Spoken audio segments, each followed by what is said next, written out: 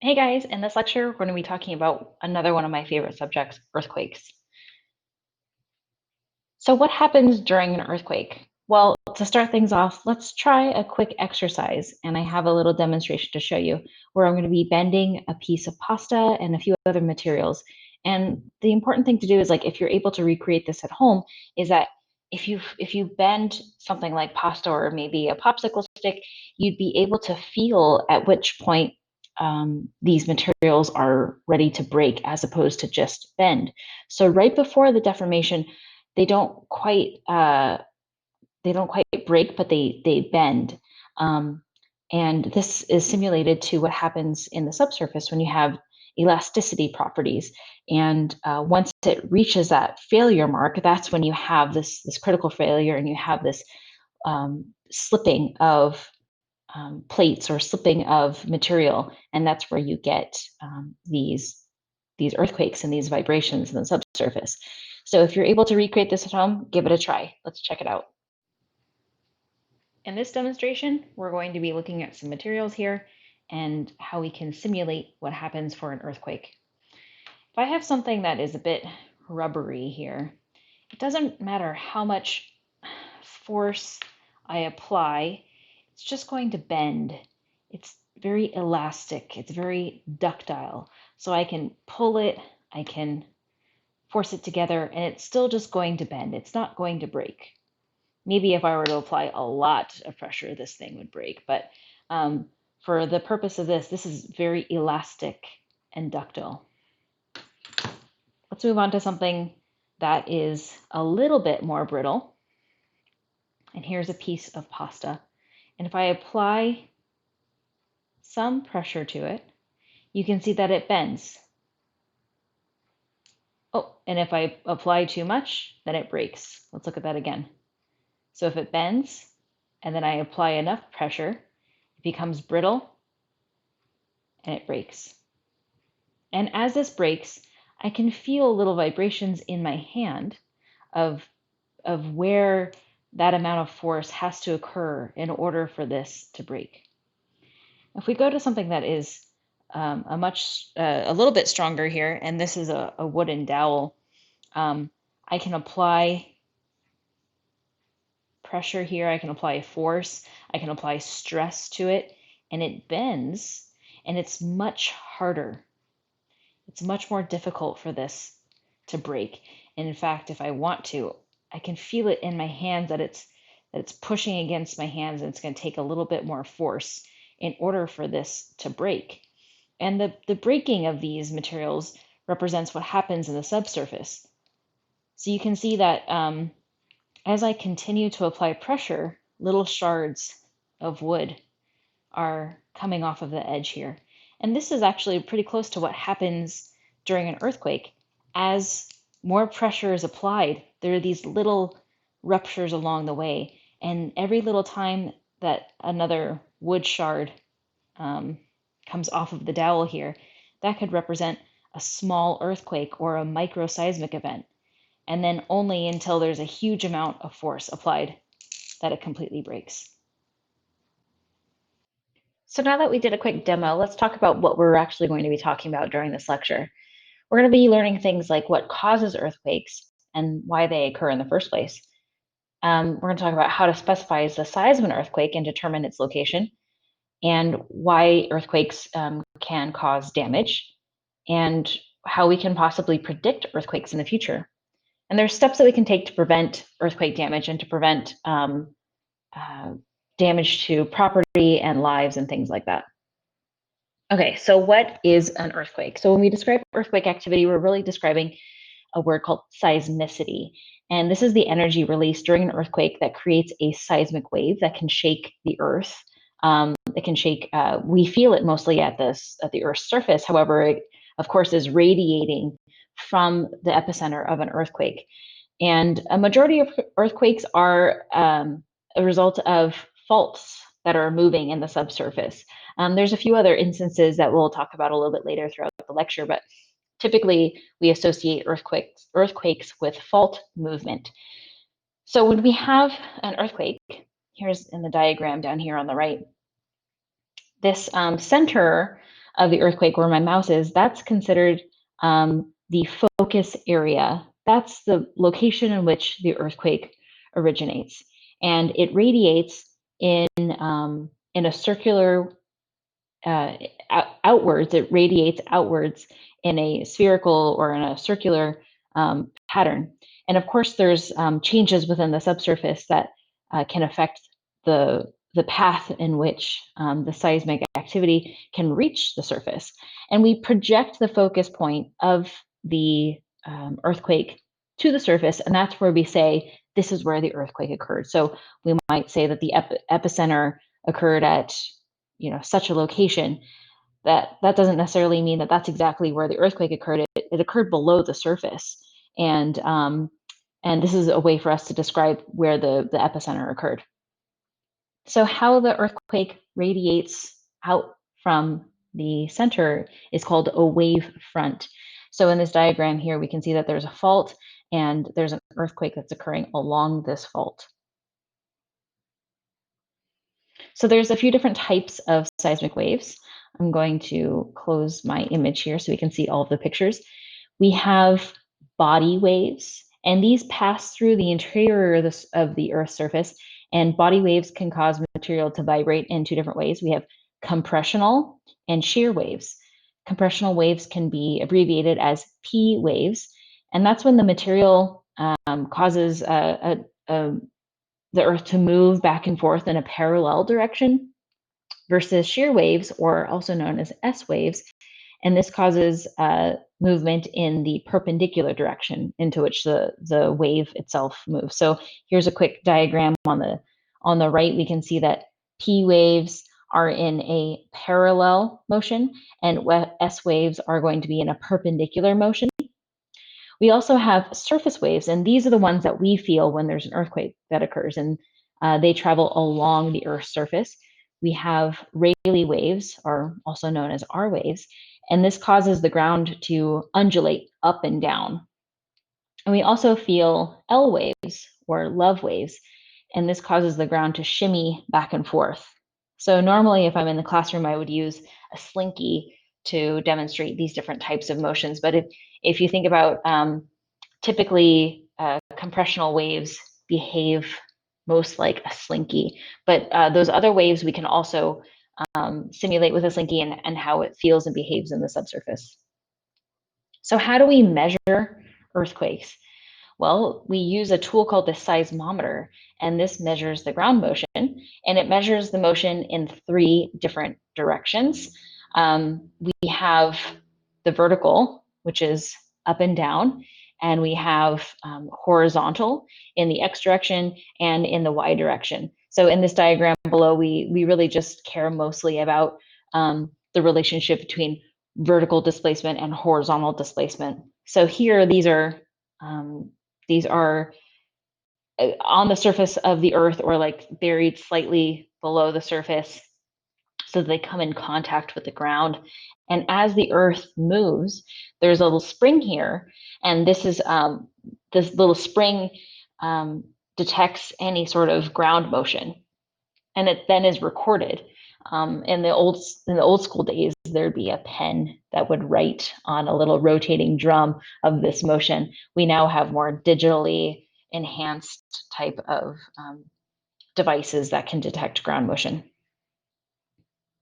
So yeah, these seismometers are permanently installed fixtures that are coupled with the bedrock. And when I say coupled, that means that they're cemented, or they're locked into that bedrock. So any type of motion you would know is a result of earthquake activity, as opposed to someone who might be stomping their feet nearby.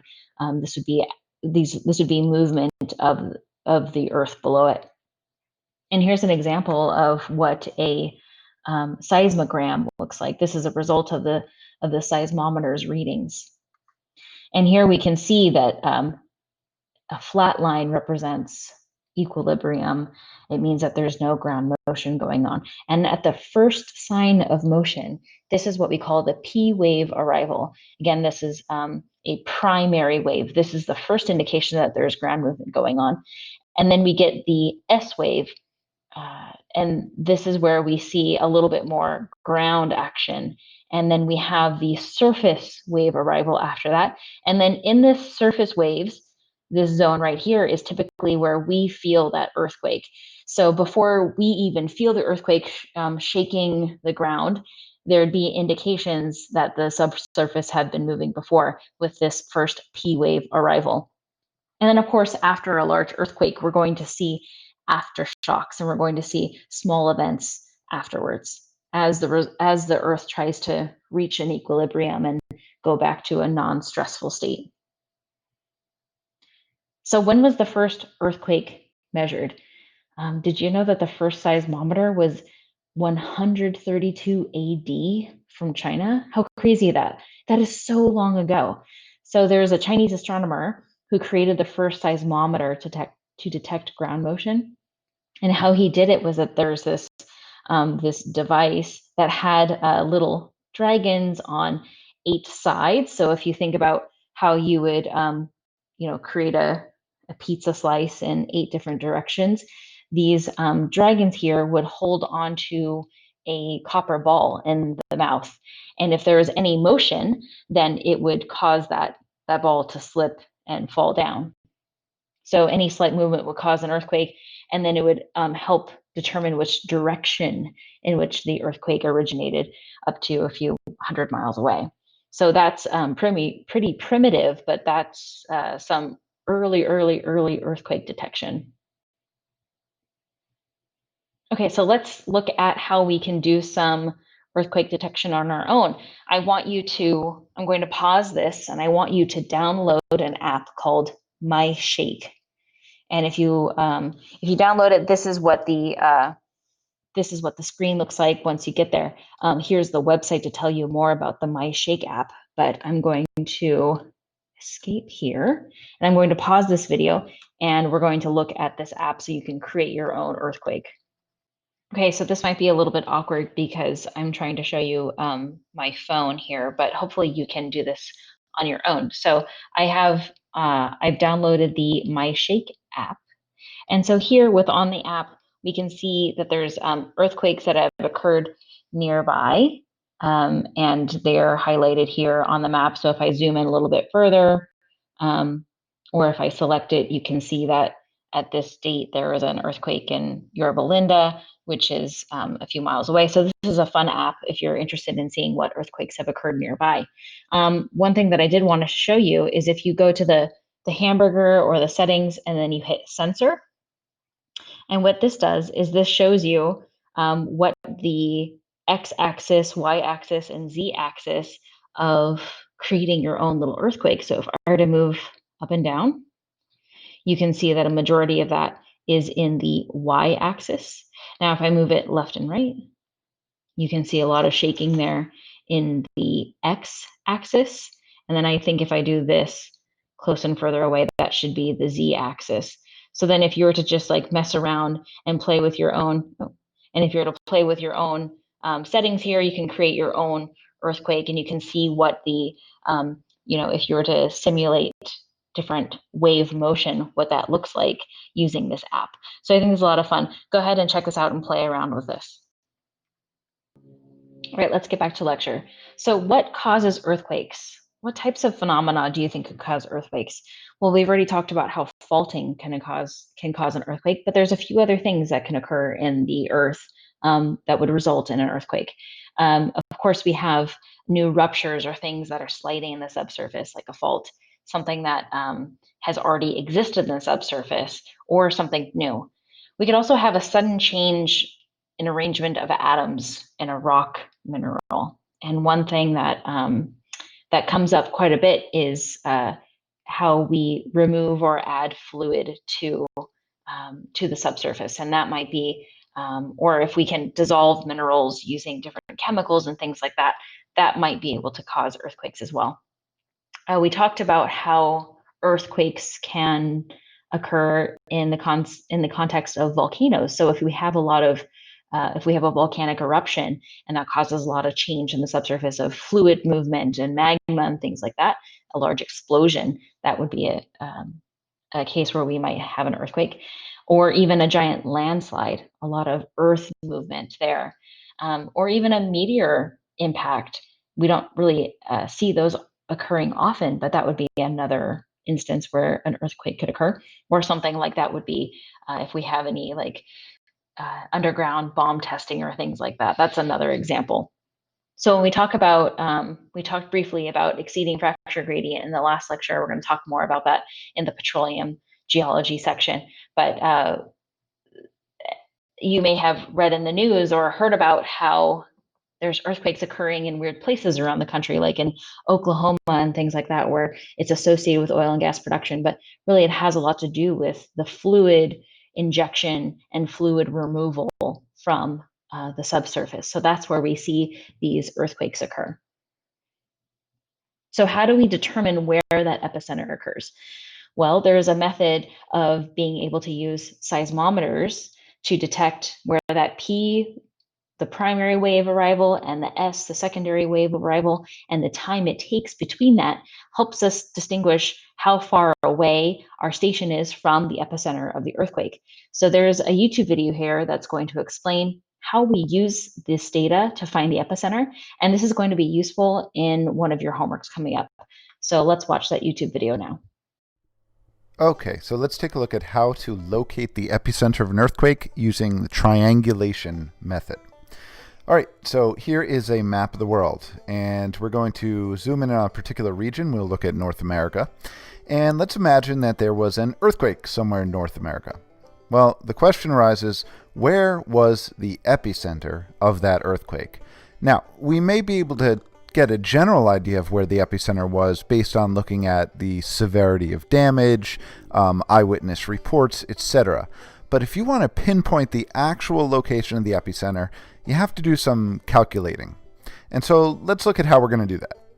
First off, in order to pinpoint the epicenter, you need a minimum of 3 seismic stations. So let's pop a few of these seismic stations on the map. Let's say we have one here in California, one up here in Canada, and one down south here, labeled 1, 2, and 3. Now, these are locations where we have seismometers actively monitoring the shaking in the Earth's crust. Of course, we have seismic stations all over the world. In order to use this triangulation method, we need at least 3 of these, or data from 3 of them. So, step 1 is going to be to take the data, the seismograms from each of these stations, and determine each of their epicenter distances. That is to say, I want to know how far point 1 is from the earthquake, how far point 2 is from the earthquake, and how far point 3 is from the earthquake. And this is fairly easily accomplished. You would simply find out the difference in arrival times for the P waves and S waves, and then use a travel time graph to calculate the distances. So let's say you have done that, and you have established that seismic station 1 is approximately 700 kilometers from the earthquake. So something like this.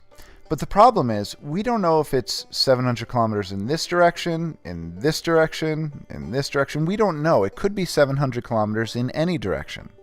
So what we can do is draw a circle around point 1 with a radius of 700 kilometers. And now we know that the epicenter is somewhere on that circle, somewhere on that line. But again, that's not good enough because we want to pinpoint the location. So let's turn our attention to location 2 and say we did our math and we found that location 2 is 3,000 kilometers from the epicenter. Now again, it could be 3,000 kilometers in any direction. So we will draw a circle around point 2 with a radius of 3,000 kilometers. Now notice something. If you did this properly, your circles should intersect, most likely in 2 places. And what that means is that the earthquake had to happen either here at this intersection or here at this intersection. But again, that's not good enough because we want to know exactly where the epicenter was, which leads us to station 3. We take our seismogram, we do our math, and we determine that station 3 is approximately 3,500 kilometers from the epicenter. So, again, it could be in any direction, so we take a drawing compass and we draw our circle with radius 3,500 kilometers. Now, if this works out properly, all 3 circles should intersect in one single point, and that point is your epicenter, shown by the pink star. This is what we call the triangulation method for locating the earthquake epicenter.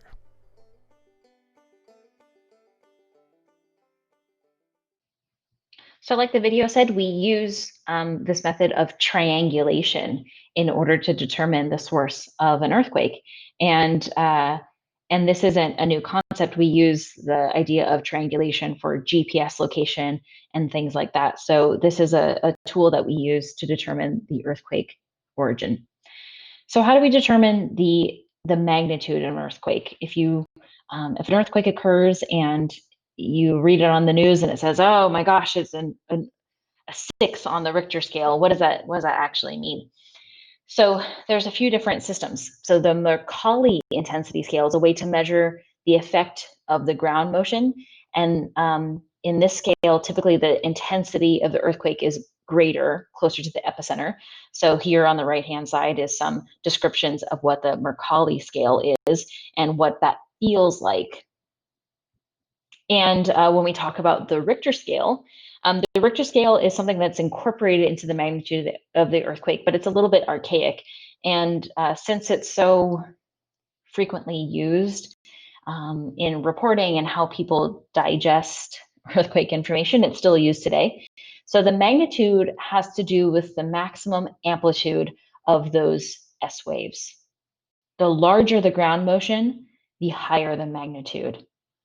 And so we use the magnitude of these S waves here to help calculate the magnitude of the earthquake. This here, the height, if we draw an imaginary line between the center of this seismogram, that maximum height, that's called the amplitude.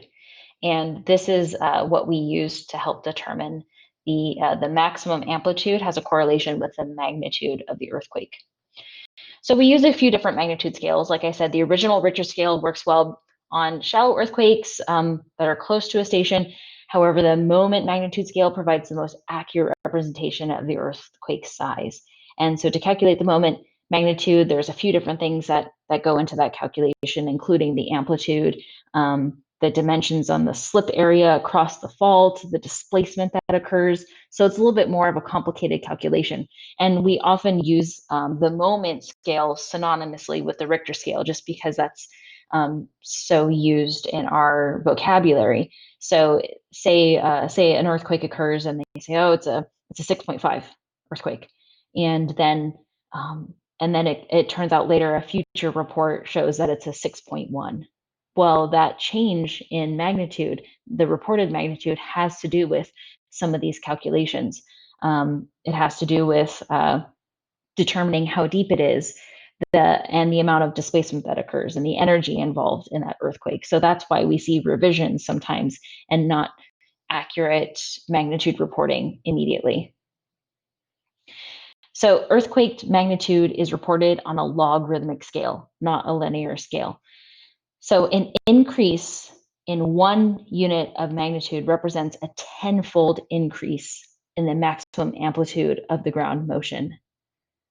So a magnitude 6 to magnitude 7 isn't a small increment. That is a huge change. That's 10 times greater. So yeah, I wrote it out below. A magnitude 8 earthquake results in ground motion that is 10 times greater than a magnitude 7, which is 1,000 times greater than a magnitude 5. So when we think about how great these earthquakes are, like, oh, what's the big difference between a magnitude 5 and a magnitude 6? Well, it's quite significant, actually, because we're on a logarithmic scale. So if we look at this image here on the right, we can see that here are some of the largest earthquakes that have occurred in recorded history, and then some other high energy events. Like, so we have an earthquake here, a 9.5 earthquake in Chile, in comparison to the Mount St. Helens eruption, a volcanic eruption, is somewhere in the equivalent of an 8 or so earthquake. But here on this scale, this is an energy equivalent in kilograms.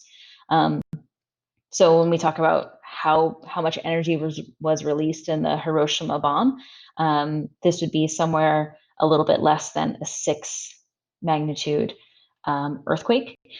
Something interesting that just happened in the news recently was the explosion in Beirut. I saw an off-the-cuff calculation.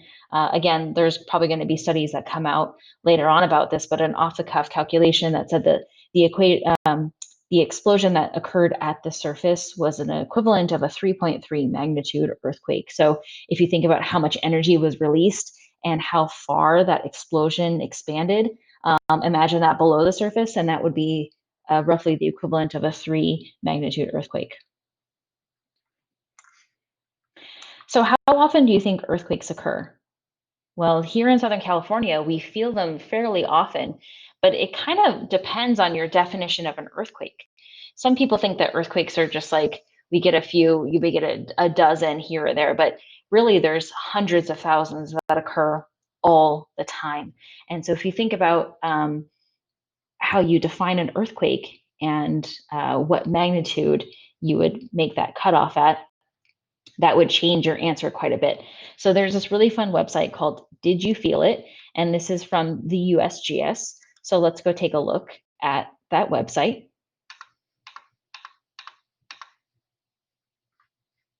Okay, so here on this website, this has details of the most recent earthquakes. So if you feel like maybe you felt an earthquake, come to this website and it'd be able to tell you. So here you can see these are some of the latest earthquakes that occurred within the last 24 hours. Here's one from Nevada, Alaska, even Algeria. So around the world, this is where all these earthquakes occur. And there's so much information here. We can go to some summary maps. We can look at what happened in the last 24 hours or the last 30 days. So if we look at a map here of the last, here's some summary maps by year. So if you were to try to look at maybe trends of earthquakes over the years, this is a place where you can see all of that data. If we look at latest earthquakes, this is the one that I like to browse. You can look at, you can sort by magnitude, you can sort by date. So if we were to zoom in on Southern California, okay, so here we go, finally loaded. I think it took a little while because there's always earthquakes going on, like I said, depending on your definition of what an earthquake is. So within the last day, this is just within the last 24 hours, all magnitudes, we can see how many earthquakes have occurred. Here we are roughly where my mouse is in Ventura County, and you see that there's a lot of activity going on everywhere. This red line roughly represents where the San Andreas Fault is. So this is a good visual. If you experience a really large earthquake, maybe you'd see if it's related to the San Andreas or not. So this is a really great place to come for some resources and just get lost in some data on this website. A lot of good stuff here. I highly recommend that you use this website for your earthquake needs. So what are some hazards associated with earthquake? Well, obviously we have fault movement, and this is where we can have the ground actually moving beneath our feet. We would have breakage of structures that are built on that fault line or that fault trace. We have the ground shaking. This is something that we typically experience when we feel an earthquake. We feel a little bit like the earth is moving, or if you felt one, it feels like you might be a little bit lightheaded. We have things like landslides. If there's a lot of movement going on in the subsurface, you can cause enough ground shaking that would make a slope failure occur. We have liquefaction. So one of the funny things growing up is that liquefaction or quicksand was always a concern, but it doesn't happen that often. But liquefaction can occur as a result of earthquakes. If you haven't seen a video of liquefaction, go check it out.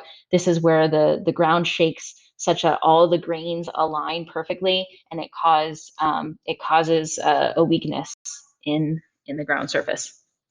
You can also have a tsunami. So if you have plates that burst and cause a sudden uplift, this is where we see a lot of in the ocean anyway. This is where we can see a huge wave coming in, and a change in the seafloor would cause a large increase in water movement and a tsunami.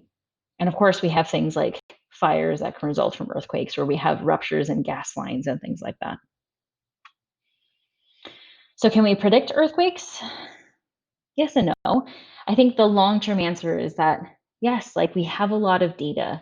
We have a lot of information about where fault boundaries occur, plate boundaries occur, and where we might expect to see earthquakes, but we're not quite ready there yet to be able to say an earthquake is going to occur in the next day or within the next week. a lot of prediction can do so within a geologic timescale. There's a lot of talk now about how we're overdue for the San Andreas fault. Well, in a geologic sense, we could say, yeah, we can predict that the San Andreas is going to give sometime within the next 100,000 years or something. So, in some terms, yes, we can predict earthquakes. In the short term, there are some challenges that we're still developing. There's some indicators that we use and measure that can help us detect early on. So there was a really large earthquake that occurred in Japan in 2011, and and they were able to predict that earthquake based on small tremors, and they were able to give at least about a 1 minute warning, which may not be sufficient for a large scale evacuation or something, but at least it's a sense that technology is improving and our predictions are improving. So here's some videos that I'm going to share with you about earthquake prediction and how we can model what's happening in the subsurface. The modeling video about the San Andreas is particularly interesting because, again, it goes into more detail about how we might be able to decide when that fault is going to give and when we might be able to experience the big one here in Southern California.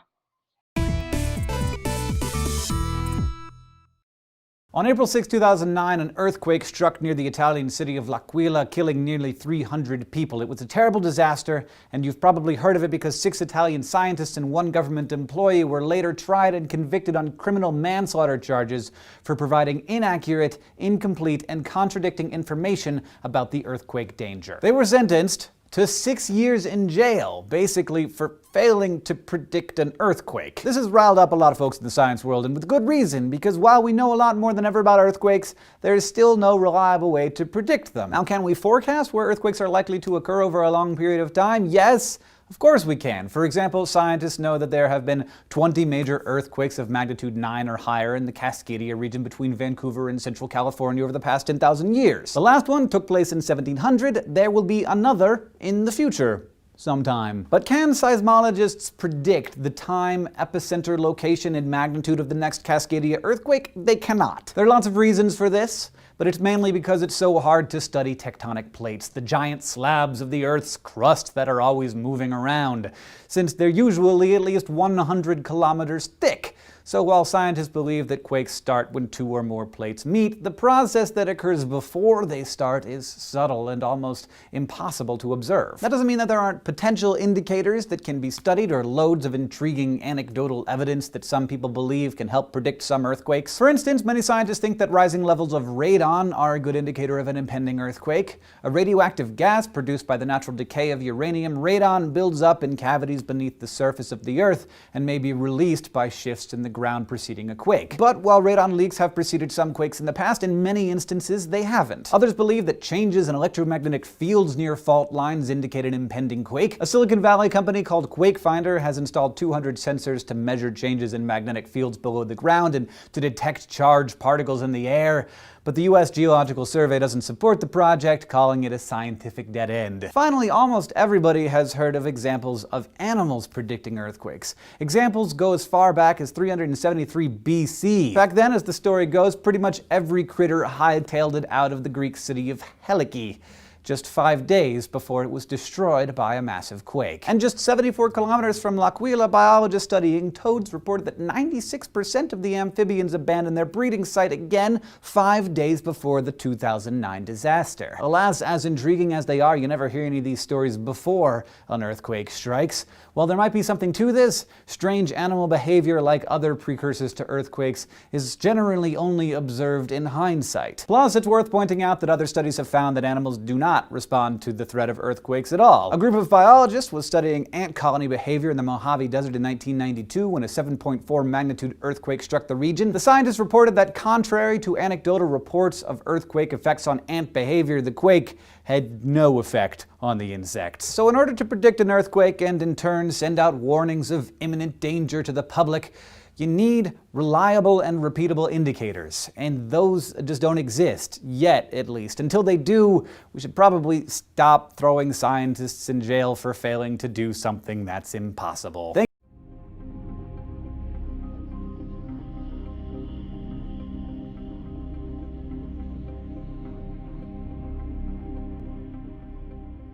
Much of the movement we detect in the Bay Area takes place near the San Andreas Fault, but many other faults cut through the California coastal region, forming a complex network of fractures. The Hayward Fault runs nearly parallel to its more famous neighbor to the west. The Hayward accounts for a portion of the movement between the Pacific Plate and the North American Plate, and it has shifted only slightly since its last great earthquake in 1868. What might an earthquake look like along the Hayward Fault? Scientists use computers to simulate such an event. This simulation depicts one scenario, one possibility. If 50 miles of the fault were to rupture, it would lead to an event about 1/16th the intensity of the 1906 earthquake. The resulting ground movement depends on many local details. Scientists take into account the proximity of mountains, the type of soil, and other factors to calculate the shaking intensity. Well, now that we know that we might be overdue for an earthquake in Southern California, do you know what to do if an earthquake occurs? Well, I think instinctively you want to cover your face and cover your head, which is a good thing to do. So you want the words to remember are drop, cover, and hold on. So if you're in a vehicle, pull over and stop. Probably don't get out of your vehicle is what I would advise. If you're in bed, if you're asleep, turn face down and cover your head and cover your neck with a pillow or blankets or something. If you're outdoors, stay outdoors. Do not go into a building. Stay away from buildings. Don't get in a doorway. Do not run outside. So if you're inside a building, just try to cover your vitals and just protect yourself. And if you're in a tall building, you might want to get to a little bit of a lower level. So there's a few different things that you can do to prepare yourself and get ready for an earthquake, but you really don't have a whole lot of time to prepare if an earthquake occurs. So it's a good idea to have a few things in place beforehand. So think about what you would do if you experience a large earthquake event. You might want to come up with a plan with your family or your friends and come up with a meeting point. What do you do in an emergency? If you're at work or if you're at school or if you're at home, what's your plan? And how do you enact that plan with people that you care about? Because if there's going to be a really large event, you may not have cell phone connections and things like that. So if you have something in place and you know everyone's on board, then that's a good way to keep in check with the ones that you love. So I have an earthquake preparedness kit, and I'm going to show you a video of what's in my kit. And another thing to note about an earthquake kit that I haven't quite prepared for myself yet is if you have pets, then you need to make sure that you have a little bit of food or something, not just for yourself, but for other people that are part of it or other animals that are part of your family. So think about what you would do in an emergency with some earthquake preparedness. In this video, I'm going to show you what's in my earthquake emergency preparedness kit. So alongside my kit here, I also have some freeze-dried food that's good for a few meals for a few adults. So I recommend that you keep some of that type of non-perishable food handy. So here in my earthquake kit, I store it in my garage and I keep it in this Home Depot bucket because once this is sealed up tight, it can keep moisture out and bugs and things like that. So I recommend doing something like this. So let's take a look at what's inside. I have some surgical face masks. I have a first aid kit, and in this kit here has things like gauze and Band-Aids, some wet wipes, things like that. Even if you don't have a prepared emergency kit, at least have a first aid kit somewhere. Okay, what else we got? Duct tape. I think we have a few bungee cords in here. Never know when you're going to need those. Some just some handy gloves. You never know if you have to move debris or just have something to cover your hands. Oh, look at this, antibacterial hand wipes. This is just like gold sitting here. Have a bunch of these light sticks. If you don't have batteries or anything, this might be useful. Some rope. Sunscreen. Here's a multi-tool in here. This probably has things like pliers and screwdriver and things like that. Emergency poncho. Look at this. We have a hand crank flashlight. So if you were to use this crank right here, it would be able to provide light without any batteries. And same goes for this. This is a hand crank radio. If there's no communication and cell towers are out, you might be able to catch a frequency on the AM or FM radio. And this is also hand crank here on the back.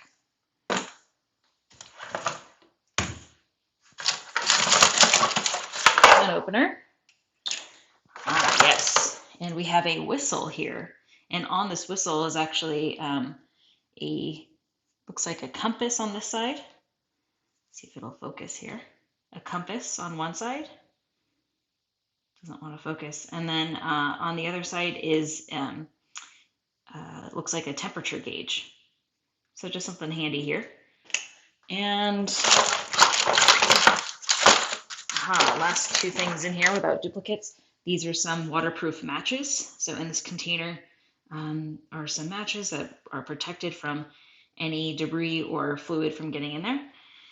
And lastly, if you have a water filter, awesome. But if you don't, then you can have some iodine pills. So if you're not sure if your water source is clean, you at least might be able to make it somewhat better by using some iodine. And last but not least,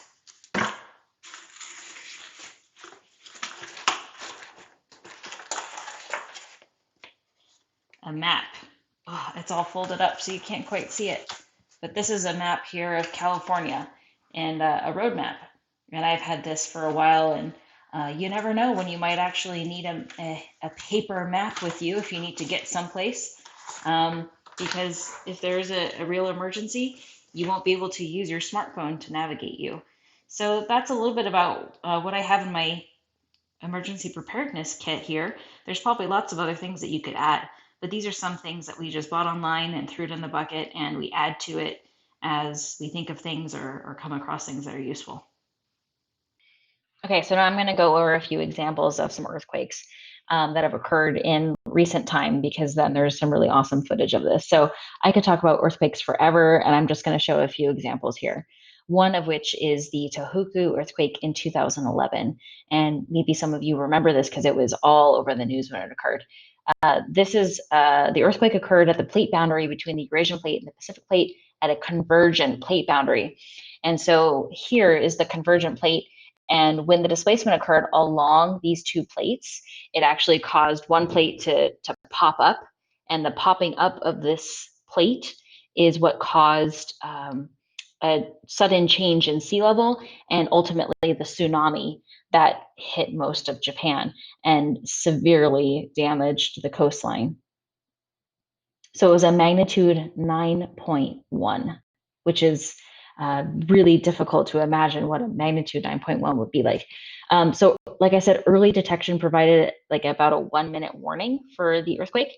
And of course, when they knew that the earthquake was occurring, that they'd immediately sent out a notification for tsunami warning.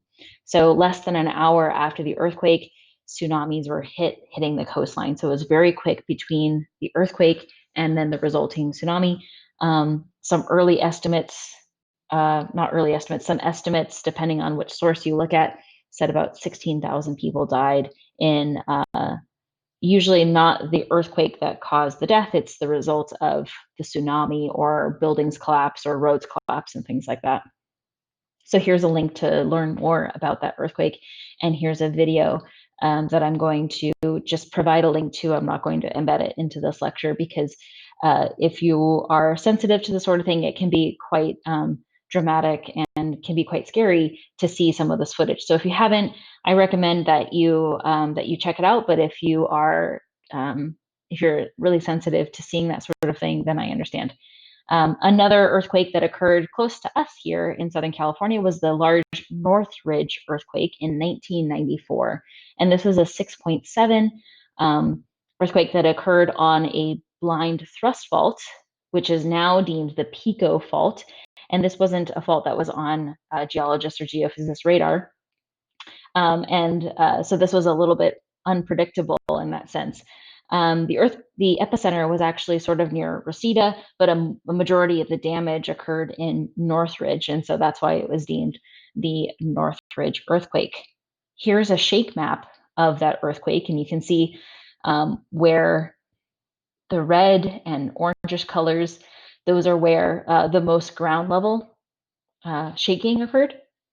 So further away, especially at higher elevations, like here we can see the change in topography up here. We don't really feel a lot of that shaking, but even all the way in Lancaster and in Antelope Valley, they felt the shaking of the earthquake. And here's a picture of I-5 totally collapsed as a result of the earthquake, which is really crazy. There was about 50 to 70 deaths that resulted from this earthquake. But like I said, usually it's not literally the earthquake that kills people. It's a result of something else, like a building failure, a bridge collapse, fires, or even some cardiac arrest. So people that are really that couldn't handle the stress or the event itself. There's some deaths associated with that. The property damage estimated to be $50 billion, and this was in 1994, so that's a lot of damage. An interesting side effect of this earthquake was a breakout of valley fever. So if you've ever had valley fever, if you've heard about it, it's this fungus that lives in the soil. So when an earthquake occurs, we think about how it might shake buildings or whatever, but it's shaking the ground a lot. And so because of that, there was this influx of particulates and debris in the air that we breathe. And in some parts of Southern California, there's that fungus that lives underground. And when you inhale that, then you get what's called valley fever. And it's basically like a cold or flu, and it kind of stays with you for a long time. So that was one unfortunate side effect of this earthquake. Another large earthquake that occurred recently was in Anchorage in 2018. It was a magnitude 7, and it occurred at the Alaskan Aleutian subduction zone, where the North American plate and the Pacific plate meet at a convergent boundary. And there was tons of aftershocks. This one was one that was in the news for a long time because they had so many aftershocks. And there was a tsunami warning, but there was no resulting tsunami as a result of this earthquake. In the bottom picture here, you can see how much it impacted this on-ramp for a highway. You can see this truck here was completely impacted by the collapse of this road. And most recently, maybe you experienced this yourself, was the Ridgecrest earthquake in 2019. So in July of 2019, there was a 7.1 magnitude earthquake that occurred near Ridgecrest. And despite being over 150 miles from the earthquake here in Ventura County, I myself experienced about 15 to 20 seconds of swaying. To me, it felt like a very slow sway, which makes sense because we're so far away from the earthquake. And the earthquake was not associated with the San Andreas Fault, even though some of the news reports that way. It was associated with a strike slip fault in the Eastern California shear zone. So below I have a link to a story that if you want to go check out and learn more about that earthquake. So again, here's that shake map. We can see that there's a lot of shaking near the epicenter of the earthquake. But even here out near the coast, we still felt it. And this color, again, this meant like a moderate to light. So even in Ventura, we definitely experienced that earthquake. So part of your homework assignment is to report on whether or not you've felt an earthquake yourself. Okay, so let's look at this seismic monitoring around the world. So again, this is just another resource that shows where seismicity is occurring around the world. The USGS one, the United States Geological Survey, does primarily North America. But if you're interested in what's happening around the world, you can check it out. So if we were to click on one of these here, it would show us what's happening in near Australia, and you can see how many earthquakes are actually occurring here. So this is another cool resource that you can check out and play along with in your own spare time if you're interested in earthquakes. And that's it for this lecture. We talked about where earthquakes occur, how they occur, at what depth, how we distinguish the size of the earthquake and the ground movement. So hopefully you check out some of those YouTube videos and you find earthquakes as exciting as I do. See you next time.